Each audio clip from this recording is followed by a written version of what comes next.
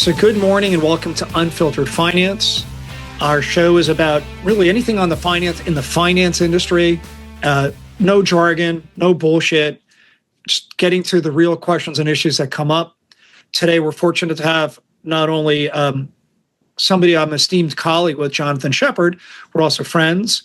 Jonathan is a renowned recruiter, just a really smart, experienced, that doesn't mean old, experienced person with perspective, which is something that we seem to lack right now in the world. So, Jonathan, first, great to have you here. Listen, Ron, first of all, thanks for having me. And that's quite a buildup. I kind of call it like it is. I've been recruiting for 40 years, and I tell people, I was recruiting the boomers when they were the yuppie generation of the 1980s, and they thought they knew it all then. So it's really, I'm really thrilled to have this conversation with you. So a question I haven't really asked you yet. Sure. How did you get into recruiting? It was by happenstance. I was 19 years old, dating a young woman who was the assistant to the owner of a regional recruiting company. He interviewed me on the beach in West Hampton, and he said, "Do you think you could sell?" And I said, "Sell what?" He said, "Recruiting services." And I said, "What's that?" He said, "Well, you're going back to school." And I said, my parents couldn't afford to send me back to college in my second year. So I was kind of going to go out into the workforce. And I thought, what better place to look for a job than a recruiting firm? And I fell into a business that kind of suited my personality. I had some great mentors, and I made a whole career of it. So some of my prior episodes have been focusing on the labor market. We had an economist on most recently talking about it. Mm-hmm. And I have children in, at least for this week, I have 3 children in their 20s. 2 of them are turning 30 on Saturday.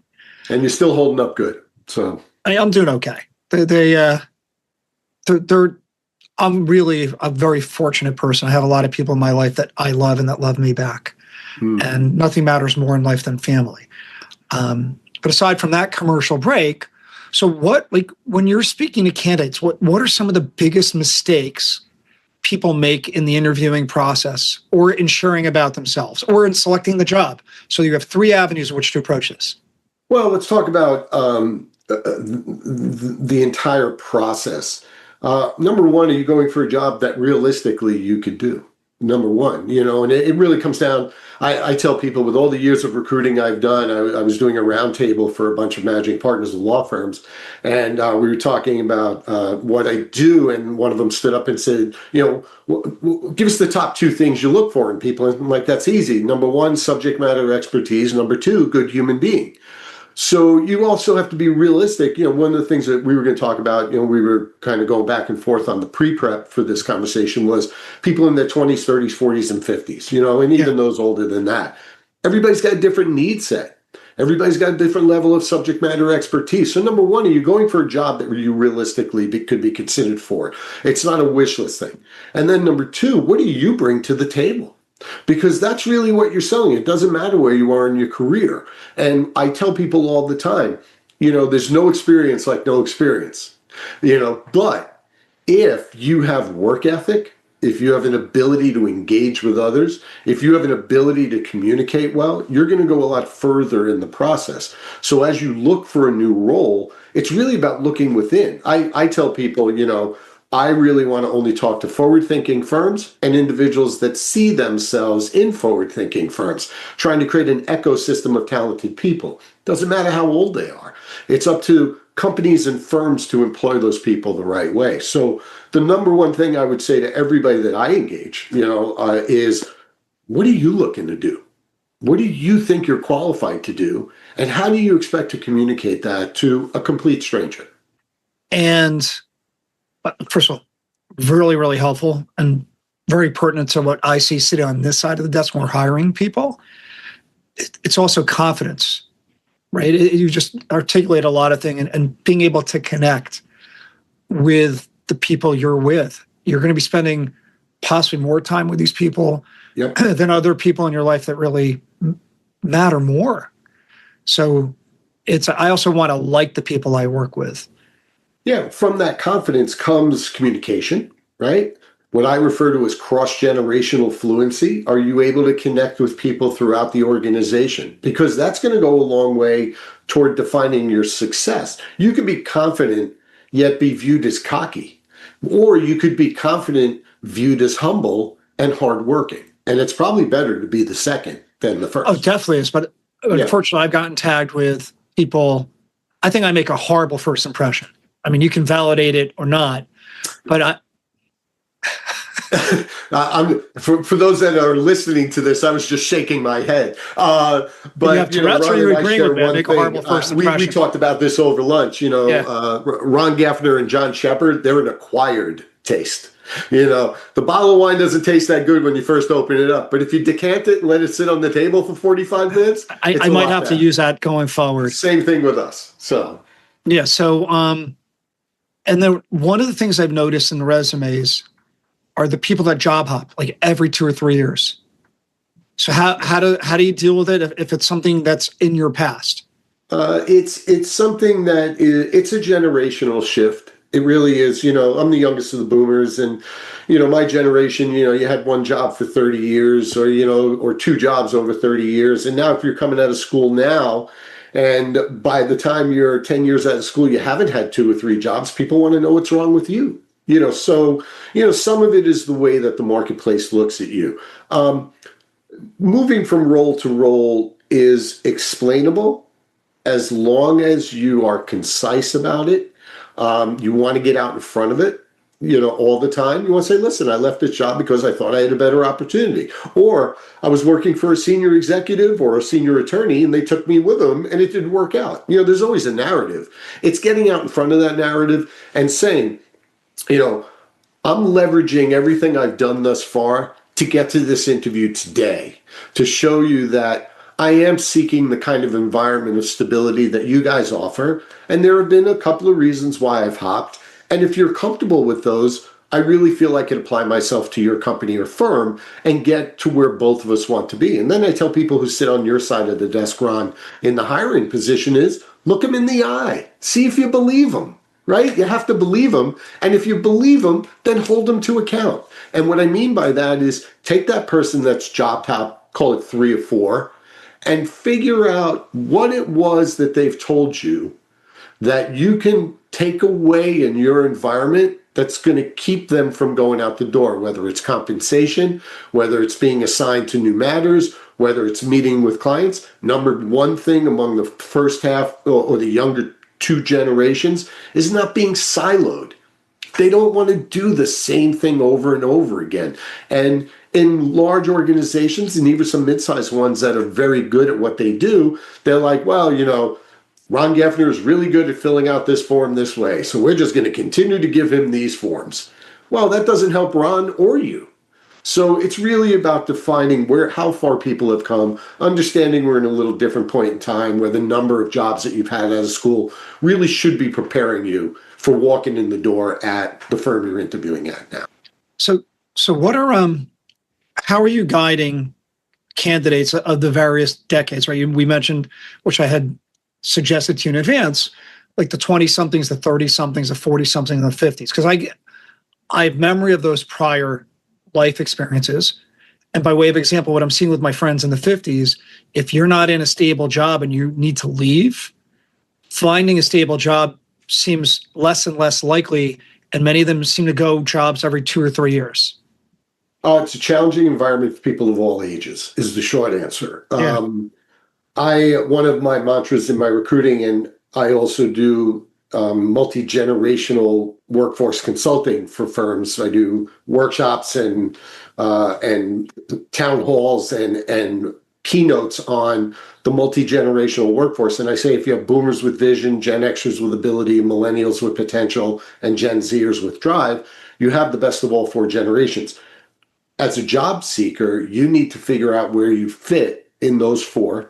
And if you bring the best of your generation to the table while not being typical of your generation. So the challenge for a 50-something-year-old may be, they're a service partner in either a law firm or a financial services firm. And, they've done well. They've been under some boomers, kind of held on to the client relationships. And now they find themselves out there without any bargaining power. Well, they could still do things to create value for themselves. If you're 50 plus years old, well, you've managed a whole group of people throughout your career. You've mentored people. If you're smart, you turn that into part of the value proposition for you. If you're in your 20s or 30s, you're looking for an environment where you can apply yourself. And you want to be able to tell the story of how you've applied yourself, in your career thus far, and why it's a good idea for that company or that firm to hire you.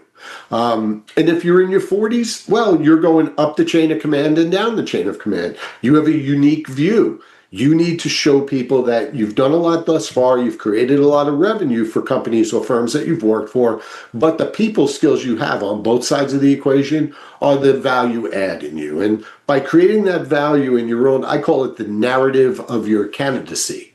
If you create that narrative for yourself, you're in a place now where the conversation is no longer about, well, you're 52 years old and you've had 2 jobs and why, or we noticed that you had 2 long tenure jobs and the last 2 jobs have been quick turnarounds. Again, there's a narrative for all of it. You want to be out in front of it, but knowing what generation you're a part of, the way you communicate, what makes you atypical of your generation creates that value play for you, no matter where you are in your career, no matter where you're looking for. And thanks. What are the most common mistakes you hear either from the employer who passes or the candidate who has regret? What are the most common mistakes you're hearing people say? I point to a search I did a while back for a mid-sized law firm looking for a cyber group. And the lead partner who was in play was a rock star. He was going to take the group to the next level, and they lost out on him. And the magic partner asked me what the problem was. I'm like, that's easy. I said, you shook his hand, but you didn't wrap your arms around him. You didn't make him feel like he was going to be part of the success here at the firm. And, and the regret that some people feel is, maybe I didn't believe in the leadership of the firm the way I should have. Because what do we know? We know that employers are risk averse, right? I happen to live predominantly in the law firm vertical, but I see enough in financial services where the song is the same. Everybody's a little risk averse.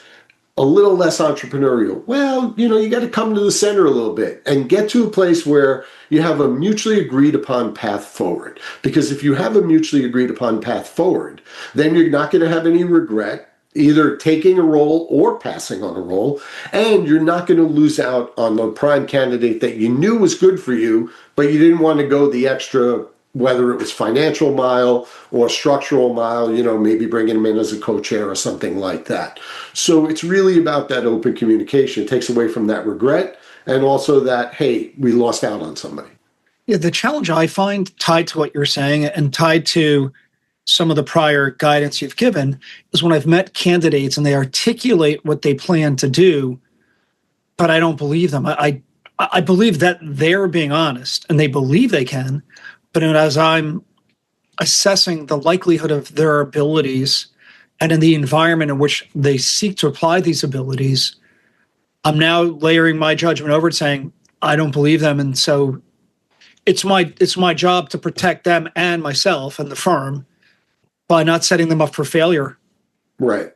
And I'll give you an example. I'll give you a really concrete example. And I have to imagine you've seen this play out hundreds of times. You interview a lawyer who's consumed with their day-to-day work, and they say they want to come here because they also want to develop business, and they view us as a very business development friendly platform. And their excuse is, well, I've been just busy doing everything else, and that's why I haven't done it to date. And it's what I found is the people that develop business, they can't help themselves. No matter how busy they are, no matter how many hours they bill, no matter how much work they have, it's a compulsion, and they're selling, they're connecting. Yeah, you're very much like that, right? I had once somebody said to me, you could talk a dog off a meat truck. That's kind of the way I feel, like good business developers are always looking for ways to connect with people. And it's not just to sell them on the idea of using them. No, it's just your mindset. That's how you're it's wired. creating and Yeah. enhancing long-standing relationships. And you say, I don't believe them. Well, if you've gone back to question them and they've given you no reason to believe them, they were, I was so immersed with so much work at my old firm, or they had a bad business development group. Well, we have a great business development group with the things that we could give you, 1, 2, and 3. How do you see yourself utilizing those things? You could handle that in the interview process. You don't have to assign numbers to it. And if they're enthusiastic about it, they're often running about, I could do this opportunity in speaking engagements or meeting people or something. You already know that you've lit the fuse in that person. And then it's guiding them in for a landing. And by the way, no matter how narrow the opportunity might be, there's people who there's partners we have that are good income, they're really good at generating revenue, but they came here with no book. Yep. And there's other people that have come with no book that we didn't feel comfortable enough to hire. I can give the reasons why. The persons that have come and grown books had strong technical skills, but had a desire to be something more than a technician. But we could rely on their technical skills to support them, knowing that they had to help maintain revenue, and it wasn't just let us pay you and you're just going to go out in the marketplace trying to generate business. Yeah, it's the runway to success, that you're creating, and I suspect that you guys are very good at putting people in the position to be successful. A lot of it is, it's tied to generationally, it's tied to what's the need set of the particular individual. Are they just starting out and starting a family? So maybe they don't have as much time to develop business off hours. Well, you have to find other ways for them to develop business during the day. Is it somebody caring for aging parents and maybe during the day's not the best time, but they do have time Thursday and Friday evenings for cocktails or speaking engagements or whatever it is. Find the right mix for the individual's need set, and then apply the structure of the firm and what the firm is good at getting them out there. You mentioned, we've had people come here with no book who really, because they're good technicians, they've developed the book. Well, it's also because they've developed the interpersonal ability. Well, they had a drive to develop the business. Yeah, We've also employed people for many years who are still here as partners. They're great technicians and they add value to the business. Sure. But their focus really is just being technical, and they don't really have that comfort of connecting with people that somebody who's more likely to develop business does. And the person who's more likely to develop business also is somebody in their personal life, even if there's no business opportunity. I imagine you're sitting in a restaurant, a bar, on a plane, in an elevator. Not that you're probably speaking to everybody every minute of the day, but you're going to connect with people regardless. It's not about the opportunity set. It's more about the curiosity. Like, I'm curious. I find most people fascinating. There's something I can learn from everybody I speak to. Yeah, I saw something about last year. Somebody was interviewed from something called the Real Race Project. And the thing that they were talking about in that moment was talking about identifying yourself in 6 words. Okay.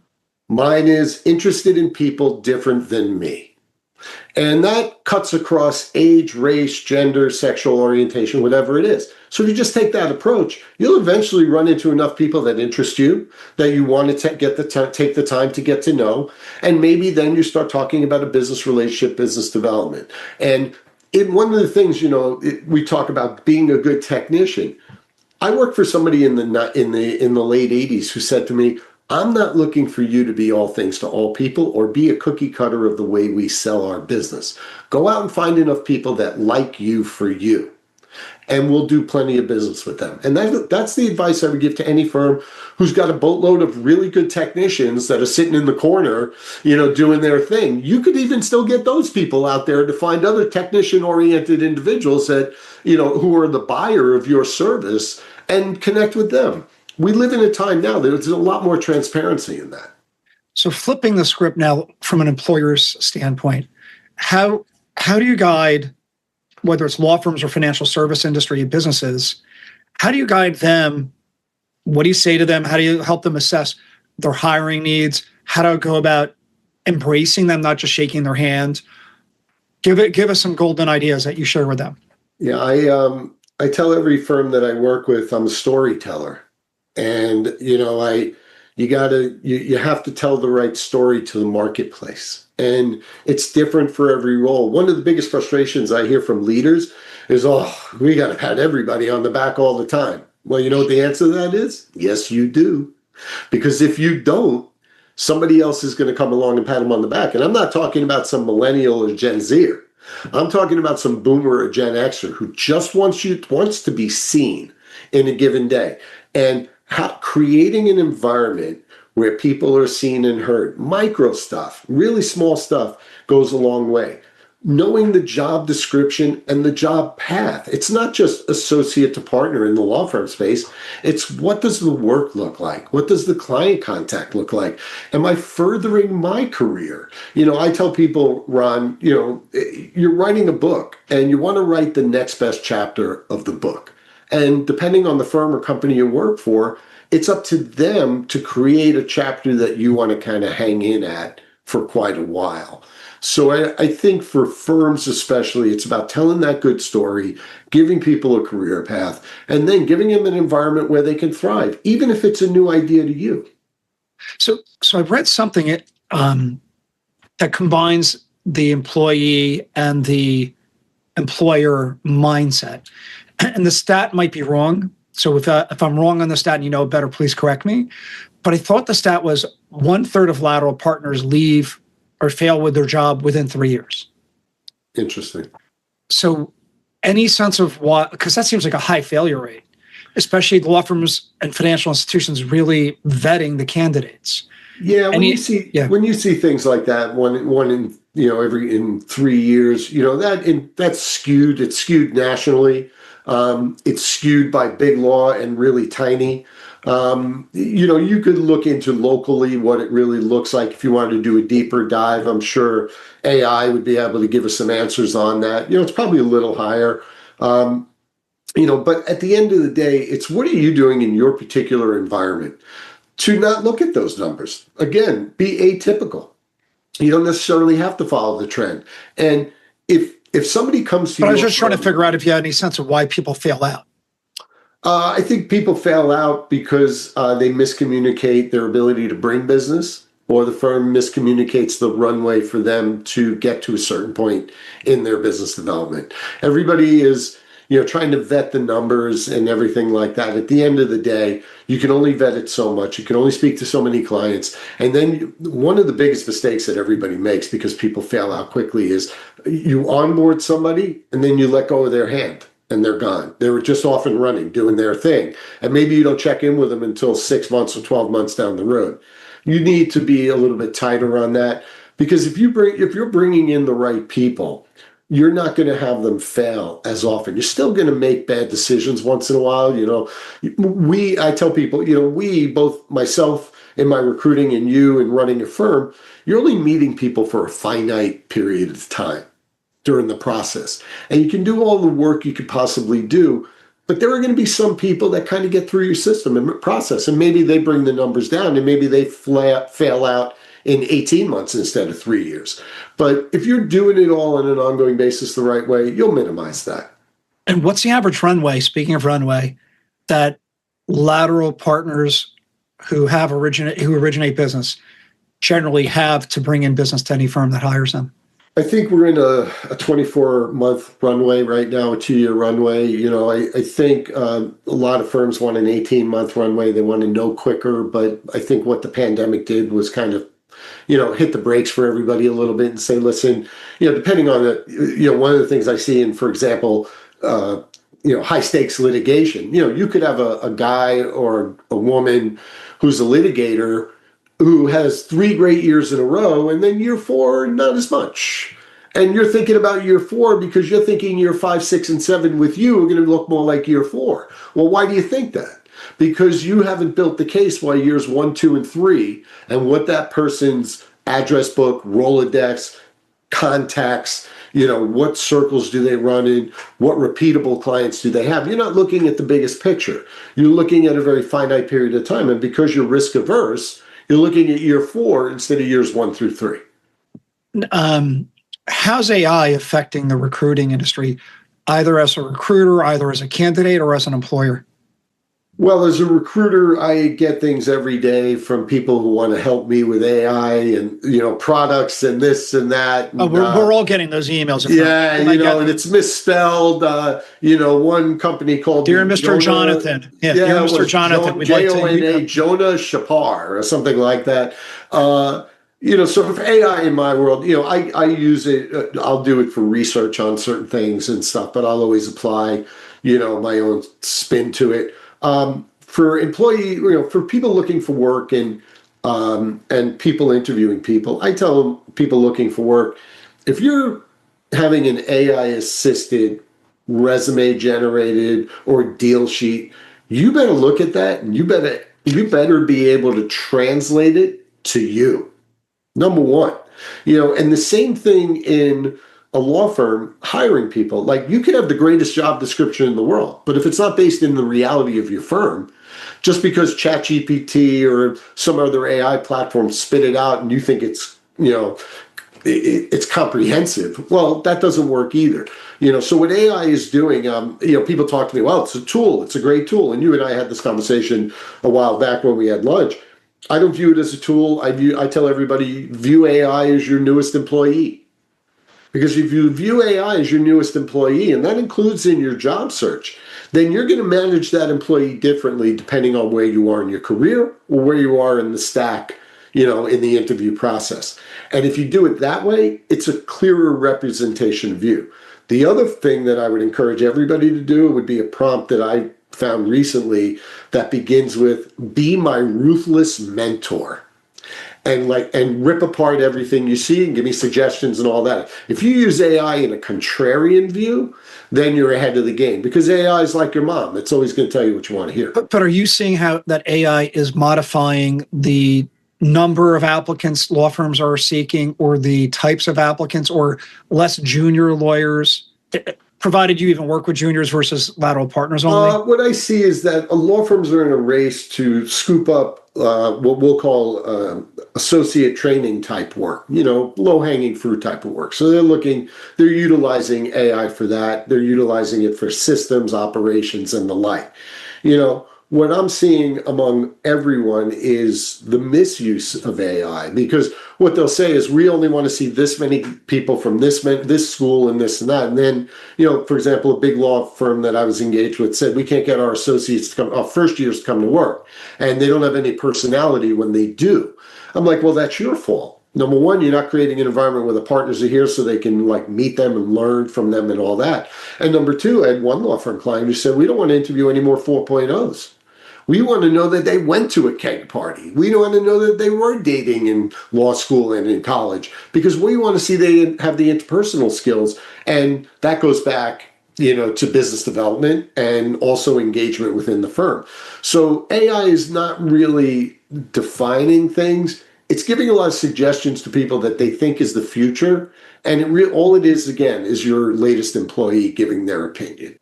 Yeah, no, but the reason I was asking, it's from our impression, what we're seeing in the marketplace, fewer juniors are going to be needed to support some of that low-hanging fruit.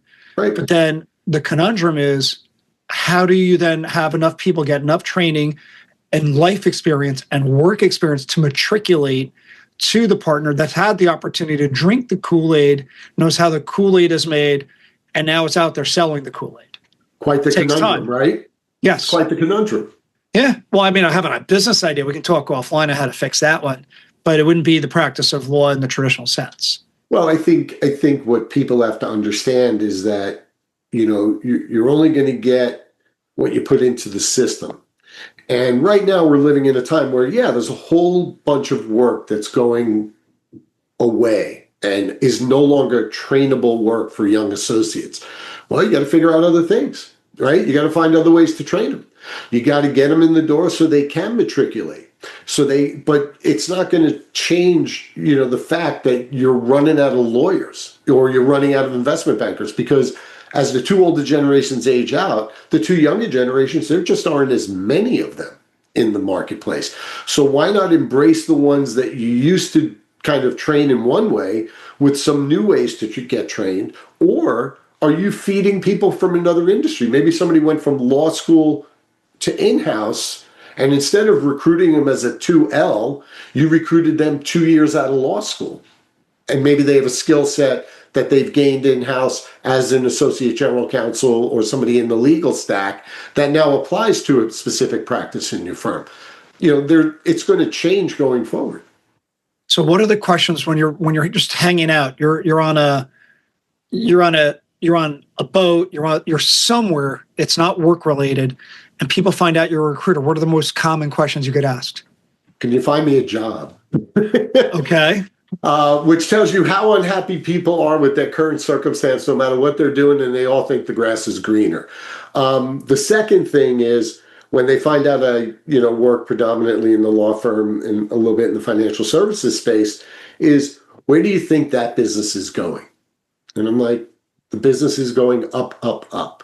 There is no need. People that are, I met somebody, I was in Florida last weekend, and I met a gentleman who said to me he was very pessimistic about where things are. He was about 54 years old and successful guy. And I said, why so pessimistic? He goes, well, they're just not doing it the way we are. And I'm like, listen, the way I look at it is we don't have the answers. We're at the beginning of this. So when people come to me and say, help me find a job, or what do you think the market looks like? What I tell them is be the best you could be, no matter what you're doing. And I said to this gentleman, we're at the beginning of this. It's the old Louis Armstrong song, what a wonderful world. I see babies cry, watch them grow. They'll learn much more than I'll ever know. And I say to myself, what a wonderful world. We're at the beginning of a really interesting time. We are, and change can be frightening to people, but it feels as if the last 20 years. So even if you're in your 50s and you look at the change seems to be coming at a faster and faster pace than I recall it occurring. Now, I don't know if that's because of the age we're in and people 50 years ago who are our age felt the same way, or because of all the technological developments and the integration of technology into society, which is occurring at a faster pace. Also, that the world is becoming more, felt like the world was becoming more one until the last 2 or 3 years, where it feels like the walls coming down are now being re-erected, and maybe that's going to change. To the political system in the United States, the economic situation, to how people are saving money, to how Gen Zers and Gen Xers are saving money. Well, the cultural divide, the economic divide, they've been here throughout history. We're living in a very finite time. As you're saying, the pace of change. I remember a time where there was a rotary telephone as opposed to cell phone, right? And there was a time where there was black and white television, right? And color television. And then there was a time where we were trying to get a man into space. And then in the space of a decade, we sent the man to the moon. Everybody thought that the world was, everybody thought it was the end of the recruiting industry in general in the early 90s or so when Monster became a thing. Oh, well, it's a job posting board. Can't possibly use recruiters now. Well, we're here all these years later. We had the whole internet bubble and everything that went on with real estate, and then a terror attack and on and on and on. So it seems like it's coming faster. But I think if you asked our parents at the age of 50 or 60 during their time and what they had seen, they would probably say the same thing. Well, that's why I was saying, that's why I was wondering. Yeah. I mean, the other thing I look, we work with recruiters. I prefer working with a recruiter because there's a higher hit rate of quality if you're working with the right recruiters. Mm-hmm. Some of the newer recruiters that are reaching out to us that seem to be more relying on technology, don't really know the candidate well, just try to package them, push them out the door, and get as much product out in the marketplace. Mm-hmm. We're less likely to have repeat business using those recruiters, as opposed to a recruiter who's known the candidate for several years, not just for several minutes, who knows the history of where they've come from. Yep. Yeah, and that only comes with time. I was saying to somebody yesterday, I live on an island. People come up in their rowboat. They engage for a little while. I send them on their way. And then they come back to the island. Maybe they start out as an associate and they come back to me as a partner. And at the end of the day, it's really about it's knowing the players, it's knowing the firm, it's knowing the candidate, and the candidate knowing themselves. There are a lot of people I talk to that say, wow, you don't talk like typical recruiters. I'm like, no, I don't. The special sauce in me is really finding the fit and the person and the opportunity and all that. Maybe I don't make as many placements as the one throwing a bunch of stuff against the wall, but at least my people stay. Well, that's it. And the question always is, who is the client, right? Is it the employer? Is it the employee? And I imagine it's a little bit of both, regardless of the legal obligation. Yep. So I always want to work with people who have a vested interest in the experience, because I want to have a good experience. From an employer standpoint, if you bring somebody in and they burn out, you look stupid. You look like you don't have information available and you're making the best decisions. So with a lot of the aggregations going on now between US-based law firms and non-US-based law firms, well, let's stick with that for a second. Are you seeing their hiring needs change, or is it the same? Meaning how they approach it, the types of roles? I think the international firms are a little more mindful of cultural fit at the moment. I think the numbers line up. If you went through the top 25 firms, US based versus internationally based, you would see that, from a numbers standpoint, profit per partners and all that, they're kind of in a range. People are selling culture more and more because you have four groups of people who have different views of work now. And you're talking about the 20s, 30s, 40s, and 50-year-olds, right? Yeah. Okay. Everybody's in a different place than they were 15 years ago, or even 10 years ago. The world is just different. And now, if you could be kind of forward thinking, you're going to make mistakes on certain people. But if you're forward thinking, you're going to be the one that people want to gravitate to. But to answer your question, international firms are getting a little more focused on culture. I mean, it's interesting you say culture. So I was just in a meeting with another lawyer who went to an event that was being hosted by McDermott Schulte, which I lovingly call McSchulte. And she was saying that the managing partner for McDermott is culturally very different than the managing partner of Schulte. And that's what this person noticed. And I didn't delve into it. I wanted to, but I didn't have enough time. It was a limited duration of the meeting. But I'm really surprised when you say culture, and I intellectually understand why you say it. How different can a culture be between one firm of 2,000 lawyers and another firm of 2,000 lawyers? Because at some point, a Jack Welch or GE, it's not going to know the name of every person there. Whereas I view it as like, I don't have any employees here. We are one team. And I really, really feel that way. I never say people work for me. We work together. Mm-hmm. Not because I'm some great human being, because we really are in this together. And it's incumbent upon me to really know who they are as people. What can I do for the people in my orbit to make their lives better? So how does one differentiate a culture when you get that big? Because I really find it hard to imagine. It's the messaging from the top down. It's the messaging from the management committee or the executive committee, whether it's the Schulte and McDermott or other firms. If it's it remains to be seen if Hogan Lovells and Cadwalader get to common ground. What I see is that wasn't Cadwalader merging with Alston Bird, or that happened? I'm sorry, did I say Hogan? I'm sorry. Yeah. Those cultures, they're different. They're changing. But how does it come? Sorry to interrupt, but how does it come top down? Can you give me an example? I understand intellectually the concept, but how does it really present? Without knowing what they're putting forward, it could be the way that they review partners up through the ranks, the way they assign them to committees, the way that they engage in things simple as leave and personal time and all of that, all the messaging that comes down from the executive suite. I tell people, someone once said all politics is local, and it's that way in law firms. The culture conversation, it could come from the top down, but as it filters through the organization, it could be different anywhere. It could be based upon their focus in their practices. It could be international versus US based. It could be we are in an acquisition mode that's not ending.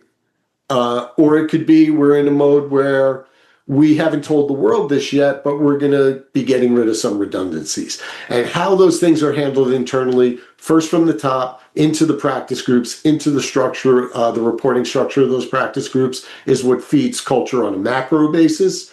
What feeds it on a micro basis. On a macro basis, it's policy.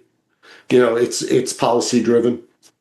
And so one of the other things I find interesting, so about a month ago, I received a phone call from, I'll use the word banker. I think a banker, I'm not really sure, about whether status was open to some form of investment by private equity. Private equity money, yeah. And I'm seeing this play out now with my friends who are partners at all of the different accounting firms that have taken in PE money.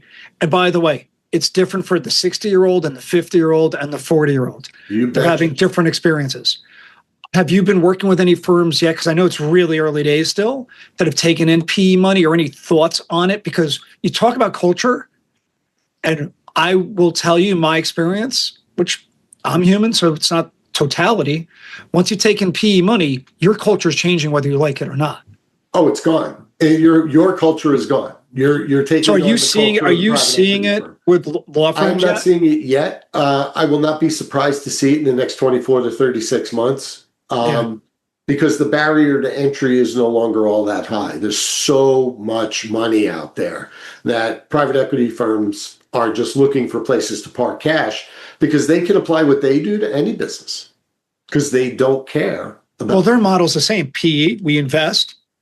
We might have a 7-year, 10-year time horizon. We want return on investment. Yep. We really don't care how we leave you after that. Yeah. They may say that, but that's the truth. I'll be interested to see what the clients of particular law firms feel about that law firm taking on PE money. How are they going to spin that where they're giving better service to the person paying or the company paying the bill? Because that's something I haven't heard from anyone yet that they think is a positive that they. Well, that's an excellent question. Does it cause your lawyers to lose interest in really their investment in the client relationship? Right. Now, that said, ethic rules prohibit non-competition clauses for lawyers leaving, so that the clients have a right to select their lawyer. So different than accounting firms where they can have non-competes. Right. So that might be a saving grace for lawyers or law firms taking in PE money. But I have to imagine that there are contractual provisions one can put that makes it a little harder for the lawyer leaving that might be taking their book of business with them. There's eventually going to be a playing field where private equity will get involved in the law firm space. Oh, it's happening right now. Yeah. It's a question of how that door opens and how successful those firms are to see how deep PE comes into the law firm space. So sorry, but here's something you may want to focus on that I think might be relevant as you're dealing with candidates that come to you, and maybe you have a stellar partner that has a big portable book and you're advising them on what firms might be interested. I would think if I'm looking to shop my book, I would rather go to the firm that has not taken in the PE money yet, so I can be there in the event there is a sale in the future, so I can profit. If I went to the place that already took in the PE money, I missed potentially that exit event.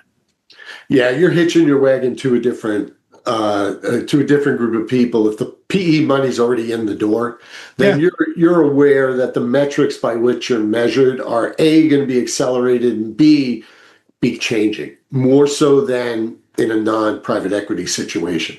So that said, with AI, with private equity money coming in, and with all the aggregation of these large law firms, I actually think recruiting should actually improve, because you can differentiate one firm from the next with greater clarity than a candidate might be able to do on their own, or based on the relationships they have in the marketplace where they think they don't need a recruiter because they can just call up the partner at that other firm to see if there's an interest. Well, let's say, at a certain level, you don't need a recruiter because 5 people in your space that would take your call to entertain coming to work at their firm, right? If I only know 5, I suck at my job, but that's okay. Well, whatever the number is, but, and then there are a lot of people, that don't want to engage on their own. They want to kind of throw it out there through a recruiter because they want that, that cover. And what I tell those people is, if you're at a place in your career where you're attracting top talent, the way you attract that talent and what you look for is always going to change. And we just find ourselves in a moment now where maybe people want a private equity situation because they've been sold on the idea, and again, they're a good attorney, they're a good technician in what they do, but they're not a private equity expert, so that's one thing. As firms tell their story, and differentiate themselves, it's going to come down to one thing. Well, a couple of things. Number one, how they treat their people. Number two, how they treat their clients. A lot of the consulting and advisory work I do comes down basically to three things. Better outcomes for clients, higher retention of high performers, and increased profitability. And firms will always be focused on those things. How they engage it and how it moves forward, whether we're talking about AI, private equity, or any other thing affecting the marketplace, that's going to shift from year to year. Any other parting thoughts you have? Because I know I've monopolized a lot of your late morning, early afternoon. Well, first of all, thank you for having me on. It's always a pleasure to talk to you. I'm the lucky one. I think, I would just want people to know that we're in a time where both parties can write the story. It used to be, I'm looking for a job or we're looking for people. Now it's, do we have a shared value system? We're going to make money together. That goes without saying. But do we have a shared value system of how to get there? And it's not kumbaya, feel good and all that. It's, do you have systems in place? Do you have a strong business development group? Can my family rely on you guys to give me good benefits? Can the firm be relied upon to be here tomorrow? Is it financially sound? All of those things, if there's open communication and transparency that way, then the recruiting thing takes care of itself. It really does. So that's what I would leave everybody with today. Excellent parting thoughts. I really appreciate it, Jonathan. My pleasure. Thank you for your time today.